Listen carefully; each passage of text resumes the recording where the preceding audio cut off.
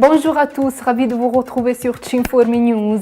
Les formulaires envoyés jusqu'à présent au ministère de l'Intérieur dans le cadre de ce qu'on appelle régularisation sont environ 25 000, dont 22 000 concernant des employeurs de travail de ménage. La plupart des formulaires remplis ont été envoyés par des particuliers, suivis par les associations et les patronages, les conseillers du travail et enfin les municipalités. La plupart des formulaires ont été envoyés des grandes villes comme Milan, Rome et Naples. Parmi les nationalités des travailleurs non communautaires pour lesquels les employeurs ont demandé la régularisation, on trouve à la première place les citoyens originaires du Bangladesh, suivis par les Indiens, les Marocains, les Égyptiens et les Ukrainiens. La participation politique des citoyens résidents communautaires est encore baisse en Italie. Seulement le 8% des personnes provenant de l'Union européenne qui habitent en Italie sont inscrits aux listes électorales et peuvent exercer leur droit de vote. C'est ce qu'émerge de la recherche Citalia Anci, les citoyens communautaires et la participation au vote.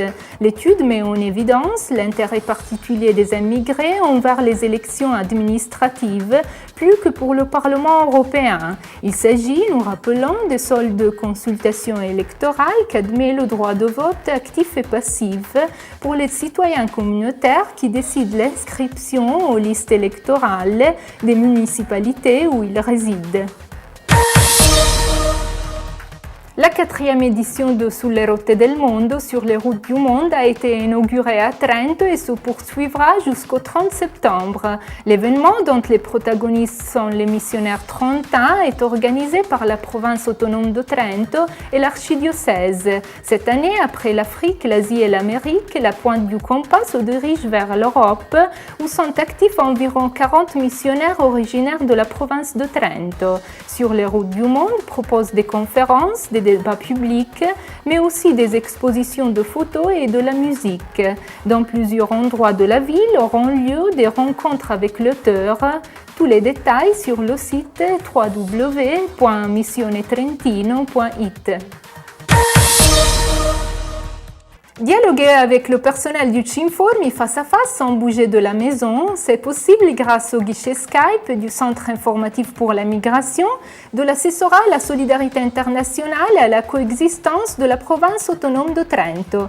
Le service est disponible chaque mardi de 14h30 à 16h30.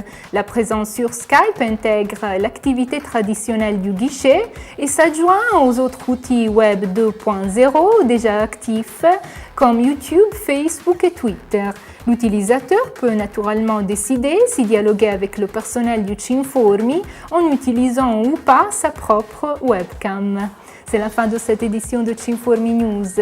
Merci d'avoir été avec nous. À la semaine prochaine.